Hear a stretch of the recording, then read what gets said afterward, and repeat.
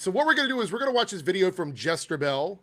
This is her crashing out over the Johnny Storm clip that recently came out that we saw. I think I talked about it the other day. I made a video about it on my Reloaded channel. And it pretty much goes against her narrative that Johnny Storm is being changed negatively, like he's not going to be into ladies and stuff like that. This is going against that narrative. So as we watch this together, we're going to see her sort of like try to make excuses for everything that's happened, all the things she said about it. And I think it's quite interesting. So let's go ahead. We're going to jump into this and hopefully not have to scratch our eyeballs out, bang our heads on the desk. Here we go. Hello, everyone, and as always, female Frodo Baggins here. Well, we're in the second half, almost, of July. Hard to believe how fast this month is going, and we've had two of the major blockbusters, and both of them, while Jurassic World Rebirth did great at the box office, despite diminishing returns, Superman did okay. I did not like either of those films, to say the least. But we have one more film on the roster, and that's going to be it for the major films of this year until December, Fantastic Four. And as you know, I have a particular upset about this movie because I had... Yeah, you don't like Pedro Pascal. We went through your list the other day, and we looked at all your complaints. We listed all your complaints, and Pedro Pascal was number one. That was the number one complaint you had. All the other stuff didn't matter. Because by the time you got to the beginning of your list, the number one thing, you were like, you knew you weren't going to like it from the minute they cast Pedro Pascal. We get it. Wanted a Fantastic Four movie to do them right for so long, and it didn't look like we were going to get that. But there, what it basically was so many elements that just turned me off of this film that I became disappointed by, that I detailed in another video. But the big thing around... Yeah, if you haven't watched that video yet, I did a video, I think it was last week, the beginning of last week, where I looked at like her open letter to Marvel. Because she thought Marvel really cared what she thought about it. She's like, I'm doing an open letter to Marvel like 2 weeks before your movie comes out.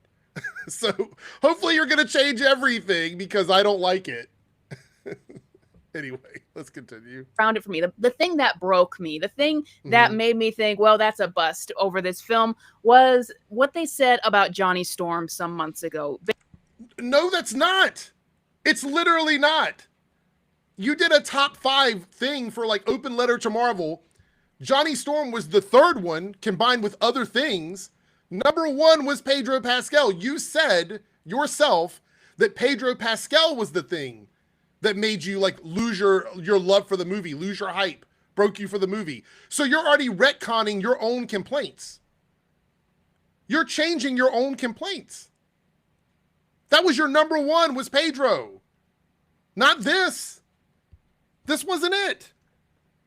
The backtracking. Wow.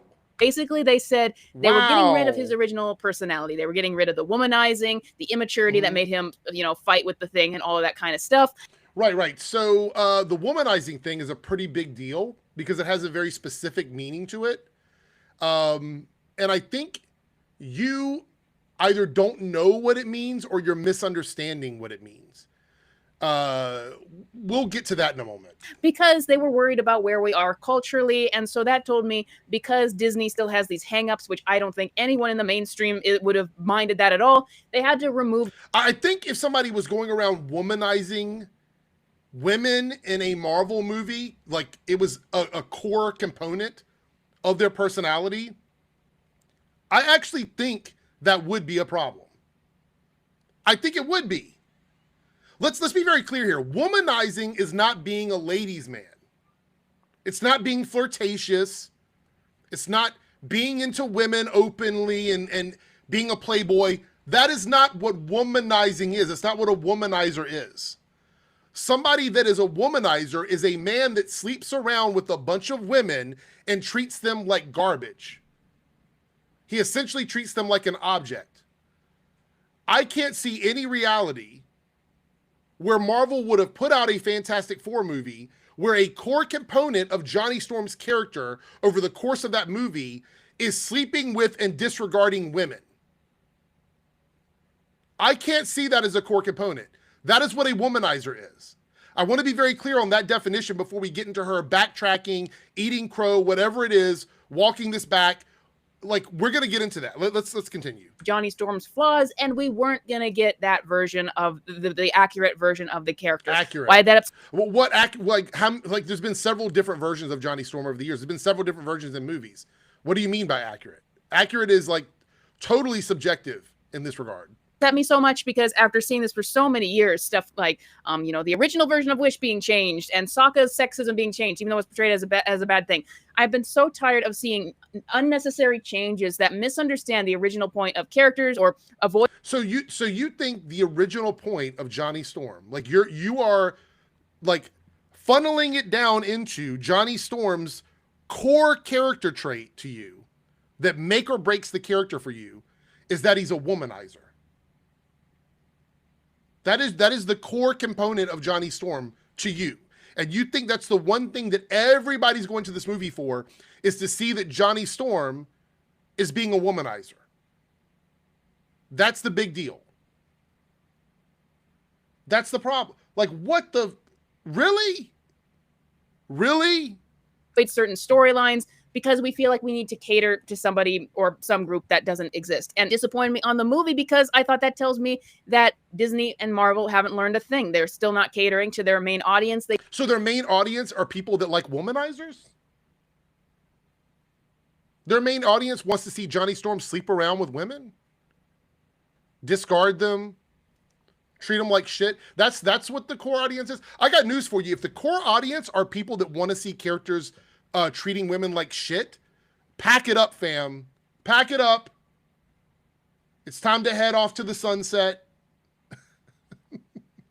Like, what are we talking about? Like, really, what are we talking about at this point? I just, holy shit. The argument she's making is that the core audience wants to see this? All right. They still are not able to make the decisions to give us the correct versions of these characters, and that was that for me. But recently, we got a new TV spot of Johnny Storm that specifically showcases his character, and it adds up with some rumors that I've heard of the final cut of this film that I just need more confirmation of. But well, I mean, maybe you could watch the fucking movie. How about that? Maybe you could watch the fucking movie, and then you could determine at that point whether or not your issues are real. Maybe.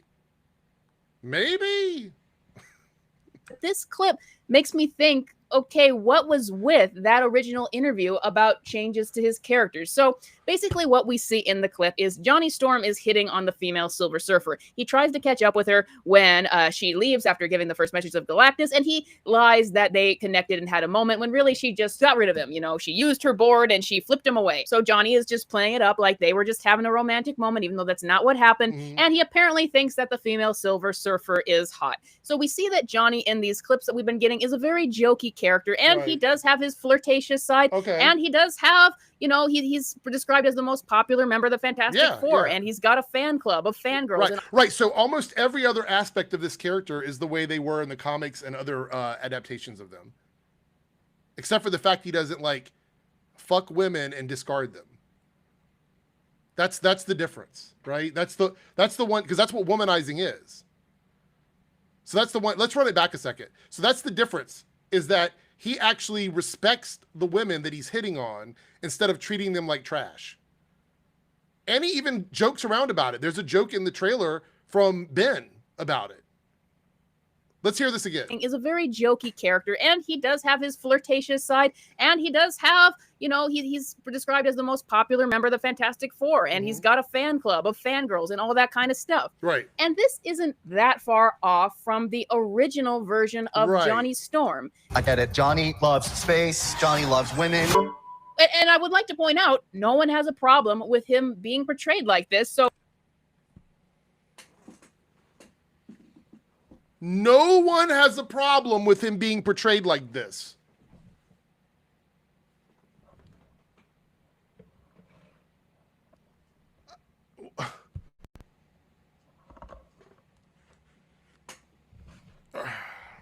The original controversy wouldn't have to exist. It's like, Okay, what was that original interview exactly? He didn't say he wasn't a ladies' man or he wasn't a playboy or he wasn't into women. He didn't say that. He specifically used the word womanizer, devil may care attitude. He used a word and a phrase. Like, I'm sorry that you misunderstood it or that you don't know what it means. I'm sorry that the education system has failed you. I'm sorry that you had to turn to grifting because you couldn't make it doing anything. I'm sorry about all these things. I'm sorry that you're wearing a really, really, really ugly American flag on your shirt. I'm sorry. Now, I want to say, though, when the original interview came out, there was a lot of talk from the defenders of the MCU and the MCU fans that people were ridiculous, and they framed people's arguments about it as, oh, you're just that mad you're not going to see Johnny Storm hit on a woman. Hitting on a woman is not womanizing. That's not what it is. One more time for the people in the back. That was not it. The point was changing Johnny Storm's personality and his flaws for an audience that doesn't exist for no reason. Two things to unpack there. For no reason, we don't know, because we haven't seen the fucking movie and neither have you. So we don't know. Number two, for an audience that doesn't exist. As I said earlier, if the audience for the Fantastic Four is a bunch of people that want to see Johnny Storm have sex with multiple women and then discard them as pieces of shit, then fuck this movie and fuck the audience. But that crowd of MCU fans is now not only saying that people should apologize for ever doubting Joseph Quinn and this version of the character, but they're also saying that, see, he's such a playboy, that's so Johnny. And I'm like, now you say that, but before you were saying that this problem wasn't a big deal. Johnny is a playboy. However, this version isn't a womanizer. Shocker, words mean different things. They're not all the same. And that no one should be upset about the change, and that no one should say that it isn't going to be his actual character. So I just find myself frustrated by the discourse from MCU fans. You find yourself frustrated by the discourse? Fam, Jesterbell is frustrated by the discourse around the MCU and comic book movies. Jesterbell is frustrated.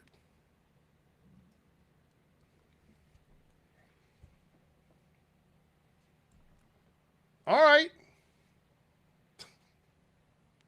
And that it always has to be, at least in the Twitter space, and maybe these are just Slack accounts I'm responding to, but it always has to skew it in the favor of the studio and what they're doing. So, newsflash: giving support to actors who make who have quotes in articles, giving support to writers, directors, creative people is not the same thing as defending the studio. Defending the studio would be saying, like, no, Disney and Marvel are great. They never treat their artists like shit. They never treat their actors like shit. They're a perfect studio. We must love Disney and Marvel. That is not the same thing as saying, I'm going to wait until the movie comes out and see what the movie is and support the actors and the creative team behind the movie because they're all working trying to make the best thing they could possibly make. And if it ends up being shit, it ends up being shit. But that's not the market that you're in with the people that you hang out with here on fucking YouTube. So first, apparently his character was going to be changed, and that wasn't a problem. And now it doesn't seem as changed. And that's a good thing because they're respecting the source material. So I don't understand MCU fans here. But I want to say this is not... Aren't you an MCU fan? Oh, wait, you're not. And this is all performative. Got it. Got it. Directly and accurate version of Johnny Storm in this sense that, yes, he does seem flirtatious in this version. He does seem like he kind of fails at that, maybe a bit more of a cocky facade. And he does have his, like, you know, the fan club behind him. So a lot of those, and he's very jokey. So a lot of those. So all of the personality elements are present, just not sleeping with and discarding women. I mean, come on. It can't be like, are we being serious here? What's up, Dane? What's up, Bob? Good to see you. I'm getting used to Riverside right now. So if you're watching this on playback, it's a brand new streaming service. I'm testing it out. We'll see if it continues to be good or bad. We'll see. Let's continue with Jesterbell. Those elements are from the comic book version of Johnny Storm. And I'm going to eat crow a tiny bit, but not until I've seen the entire movie. A little bit of like she's eating crow a tiny bit? You're actually taking a little bit of accountability? All right. Let's go. I appreciate seeing those elements here. However, he's still not entirely accurate, and he's still not completely doing it for me. So what part is it? You say he's not entirely accurate. So what part is it? You listed like 10 things that are good about him. 10 things. The only thing you seem to have an issue with is he's not a womanizer. Because that's what was said in the interview. Spoiler alert from earlier. Womanizing is actually... My echo's going off. Womanizer is actually someone that treats women like shit, sleeps around with them, and then discards them. So that's what you want for Johnny. Interesting. I think Joseph Quinn, from what we've seen, is giving a fine performance. He's still kind of a different version of Johnny Storm. Like, they did mention in interviews, and this is proving to be accurate here, that it was going to be more of a melancholy version of Johnny Storm, and that's what we see. Johnny would say what he says unless it's a universe-ending situation with a smile on his face. Johnny is almost consistently frowning in this version. You can tell it comes from a more melancholy place from this character. He's not as loud and bombastic or as immature as the original version of Johnny Storm, I would say. And Joseph Quinn, I'm not trying to attack anyone for their age, but I am saying Joseph Quinn is in his 30s, and Johnny Storm should at least be, or at most be, in his early 20s. So now we've gone to the point where we're talking about like a decade of time and age, and that's an issue for her. It's a like, so not a womanizer. Actor is a little bit older than a character in a movie, even though I have no clue, when I say I mean her, has no clue how old the characters are supposed to be in the movie, because we don't have a frame of reference for that, because we haven't seen the movie. Got it. Character is supposed to start as a teenager. So it's not exactly... Yeah, but clearly these characters aren't starting as teenagers. Give me a fucking break. Again, projecting what you want from a movie based on what's been presented in front of you. They were never advertised or promoted to be teenagers. Exactly accurate, and there's still a lot of changes here, and a lot of people have noted that this seems to be a version that's almost similar to Robert Downey Jr. and, you know, the melancholy place that his ego and his jokes and his character came from. So I do think that's interesting that maybe they're trying to recreate Robert Downey Jr. or maybe this is just what they think. Yeah, they're trying to turn Johnny Storm into Robert Downey Jr. Got it. Makes total sense, right? Makes total sense once you put it all together. Okay. Is the acceptable modern day version of Johnny Storm's personality. Right. So Robert Downey Jr.'s Tony Stark is so vastly different from Johnny Storm from, like, 15 years ago, that now they're just trying to recreate that in modern times, because 2008, 2009, that era is exactly the same as 2025. I guess in her mind, that makes sense. Have to see. I would say, like, I'm still not saying I'm not eating crow yet, because I still want to see his entire character in the context of this. Didn't you just say you were going to eat some crow? Now you're like, I'm not eating crow yet? Oh my God. Stick to your notes. I take it back. I take it all back. Continue to read your notes. Continue to read them. No more off the cuff stuff. I'm turning the volume down on this right now because I am so tired of it going off while I'm trying to stream. So we are turning it all the way down. All right, let's continue. This movie, I would still say that was very poor judgment to lead with that kind of interview that made me fly off the handle, because it made it sound like they... Okay, so he shouldn't have done the interview specifically because you were upset about it. Got it. Got it. You taking notes, everybody? Jesterbells was mad about the interview that Joseph did because he used the term womanizer. She doesn't know what it means because the school system failed her. And so he's responsible. It's his fault. It's Joseph Quinn's fault. Let's run that back. It's Joseph Quinn's fault in the interview. I still want to see his entire character in the context of this movie.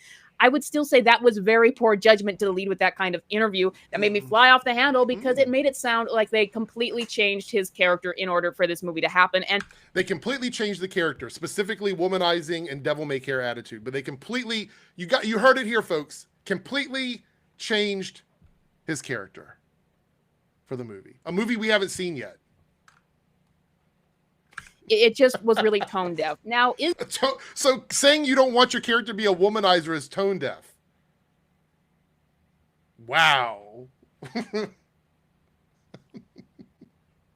the movie fixed for me? Like I said, No, it's not. First of all, I have to see the context once again, but Right. we've gotten more and more clips. So now you care about context. Now you care about context. When you made your other video, the one where you gave 5 suggestions to Marvel, literally no context. Like now, in order to give them any grace, now you have to see the context. You've seen a clip that shows you that Johnny Storm is going to be something that you claimed he wasn't going to be because you confused the ladies' man Playboy with Womanizer. But now, in order to give them any grace, you need to see context. You hear that, everybody? She needs context. Interesting. Of the movie, and I do notice kind of a shift from it, that they stopped only focusing on Sue for months and months on end. They were only focusing on Sue as a character, and that made me really concerned, especially with leaks that I have read. The entire plot is behind the scenes about how it's essentially going to be Sue Storm's movie, and some other characters like Reed Richards, for example, are going to get the shaft in comparison to her. Okay, so let's unpack all that. You were mad that they were advertising one of the characters in the movie in the advertising. You were mad that they were showcasing Sue Storm in a movie where she is one of the 4 main characters of the movie. You're mad that you read leaks about this movie, and therefore you're pissed off about it based on something that you don't know for sure is true, because there are leaks. Most of the time, leaks are wrong. So you're upset about it based on leaks, which don't actually prove anything. So you're mad about that. That's crazy. And you're saying now that Johnny Storm was, I guess, changed from what you expected, but you just said that you read leaks from the movie. So wouldn't you know? Wouldn't you know?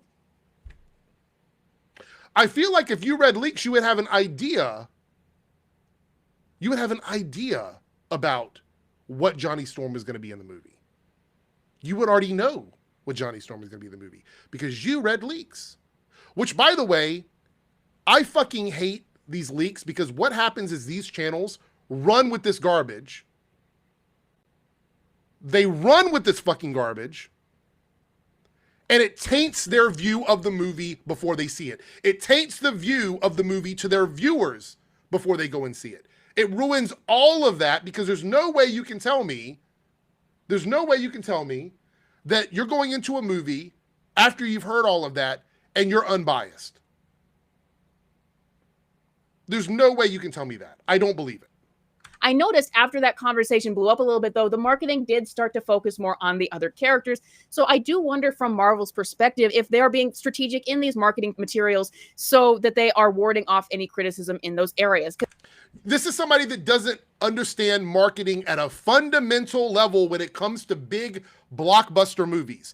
Do you think Marvel is sitting around arbitrarily changing their advertising on a dime because a few people on YouTube and Twitter have complained about something? When they have to coincide marketing campaigns with different companies, whether it be Little Caesars, Burger King, Pepsi, Coke, whatever company it is, they have to use TikTok, Instagram, Facebook, all that set up in advance. So you think that they're sitting around arbitrarily changing all of this stuff because a few people on social media don't like Sue Storm, pretend to hate one of the most beloved women in Marvel Comics, one of the most beloved women in all of comics. You think that Marvel did that, even though she's a massive part of the movie. Because they need these films to be successful. But I gotta say, it's still not entirely doing it for me. Why? Pedro Pascal. I'm sorry to say it. I said this in my last video on Fantastic Four. Yeah. Pedro. It was your number one thing, right? But you said earlier in this video that the Johnny Storm thing was the thing that broke the camel's back for you. But you are now saying it's Pedro. Because you tried to retcon your own lore. You tried to change the history of your own lore. Was going to be the make or break for me for this movie because, or I should say that I knew even if they changed elements I was concerned about that he would still break it. Because listen, we are getting reveals of the plot and they're spoiling the movie now. But it doesn't matter. You already read the leaks, right? So it doesn't matter. Like, are you confirming here that the stuff that's coming out is contrary to the stuff you saw leaked? That would be really interesting if you'd admit that, because otherwise you would know, because you've already read all these leaks. So you would know for certain. Right? I read from the plot leak that I did find interesting, like the idea that it's essentially Franklin Richards or the world. Galactus wants Franklin Richards because he can create universes, and it becomes him or the universe, essentially. That is a good conflict, a great moral conflict. That sounds very interesting, and I gotta be honest, there's some things about this movie lately in the current marketing that do give me a little bit more hope for it than I had for, say, Superman. But Pedro still nixes it. When I see him in these clips that we're getting from it now, and we did see some of the CGI for his powers, which looks fine. Yeah, same, totally on board with you. Dismiss the whole movie because of that. Yeah, throw it in the trash, right? Toss it out. It's a wash. But Pedro just comes off as such a wimpy, subdued Reed Richards. Right, in like the maybe 5 minutes of footage you've seen. Yeah, 5 minutes of footage, and you know what he's going to be in the movie. Got it. Is there any chance you could absorb this darkness into the dark force dimension? We need to come up with a formula to reverse the vampiric effects on innocent civilians. Could you take us through how you defeated Galactus? How would you? We didn't. Are we safe? Are we safe? I don't know. I mean, how much more bad faith can you be, guys? Right? Selective clips. How much more bad faith can you be? So she's comparing Marvel Rivals, which is a different version of Reed, another different version of Reed, in a couple of like lines from cutscenes or whatever, combat, to a couple of lines from a trailer. Case closed. Case closed. Bad movie, right? Bad film. Pack it up, Marvel. Marvel Rivals did it better than you. Movie's over. Movie's done.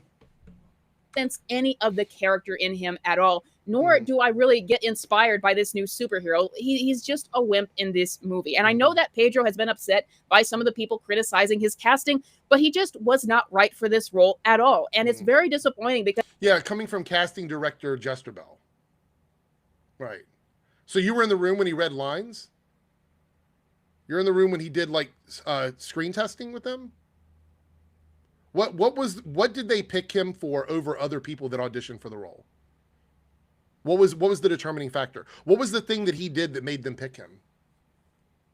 It's almost like you don't know, because you haven't seen the movie. Yeah. Because if I could get on board with anything else for this film, I still just do not see him as the character. And I'm wondering, Marvel, could this be saved at all? Could you remake it? Could you recast Pedro Pascal after all of this? I think it's a bit too late. One last thing I want to mention about this movie and some oddities I see happening is that the runtime has been significantly shortened. It used Ooh, X-Files shit, conspiracy theory.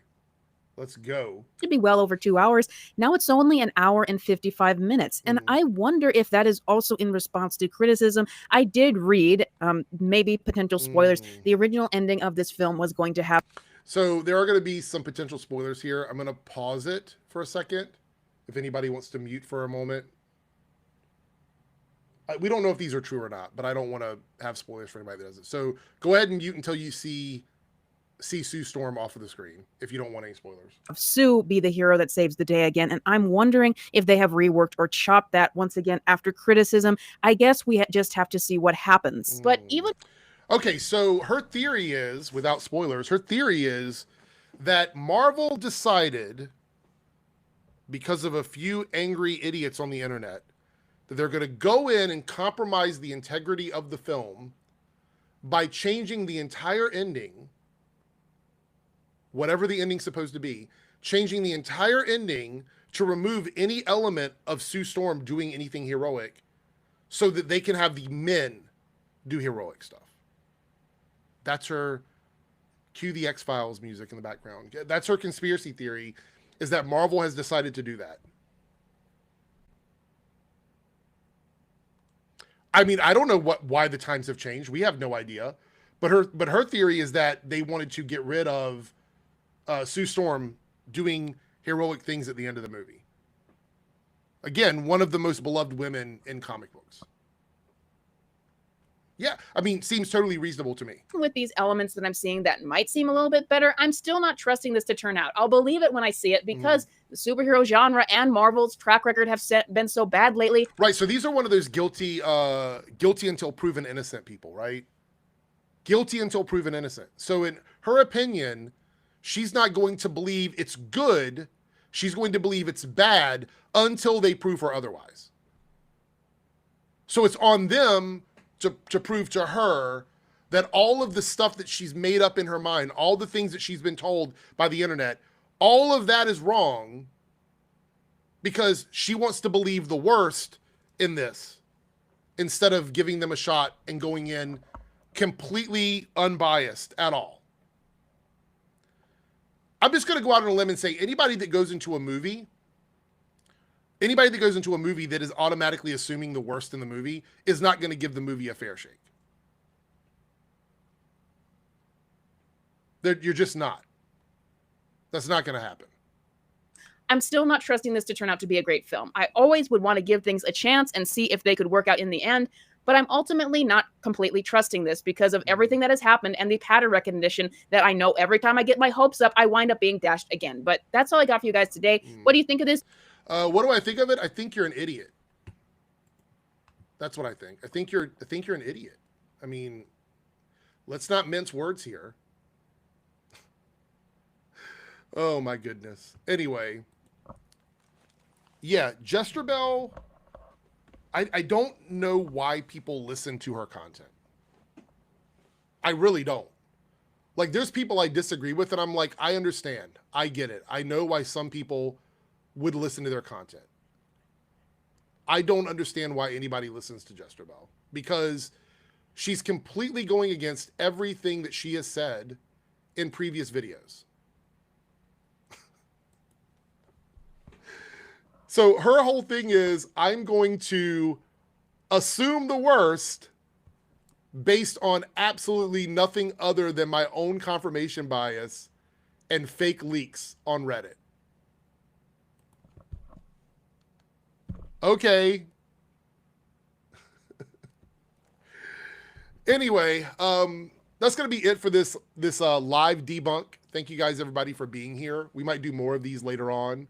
Let me know in the comments if you appreciate this. The beginning of this will be chopped out because there's a lot of technical issues, but I want to thank everybody for hanging out and staying with us. If you'd like to see more of these, just let me know. I do have another Jesterbell video coming up at the end of the week where she's talking about Superman. It's 2 different videos, so it's a really long one. So that'll be coming out at the end of the week. But otherwise, join me tomorrow for what is tomorrow, Wednesday? Join me tomorrow for the Shillcast with Organized Chaos and Actual Fandom, as well as our other guests. I'm assuming they're going to be there. Anyway, thanks everybody. We are already right now at 5,000, almost 5,500 subscribers.